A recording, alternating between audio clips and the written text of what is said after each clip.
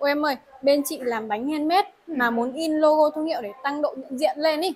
Muốn tìm một cái máy in mà giá cả hợp lý, in được hết những cái nhu cầu mà chị muốn ý, thì máy nào ok em? Nếu mà chị muốn tìm một máy in full giá cả hợp lý mà lại còn in đầy đủ nữa thì em sẽ giới thiệu chị đây. Một em máy đây, Index tự động D21 của Tân Minh Group chị ạ. Đấy, mà em này á, là máy Index tự động băng tải nha chị nha. Nên là cực kỳ ok luôn. Em này đặc điểm sản phẩm của em này là in tự động này, hoạt động trực tiếp trên băng tải luôn, không cần thao tác cầm tay nha. Màn hình thì cảm ứng 4.3 inch nhá, giao diện rõ ràng này, dễ điều khiển này. Quan trọng hơn hết nha là hỗ trợ 28 ngôn ngữ luôn. Đấy, bao gồm tiếng Việt này, Anh này, Trung, Hàn này, vân vân này, thuận tiện cho nhiều môi trường làm việc nha. Tốc độ in lên đến 70 m/phút cơ mà.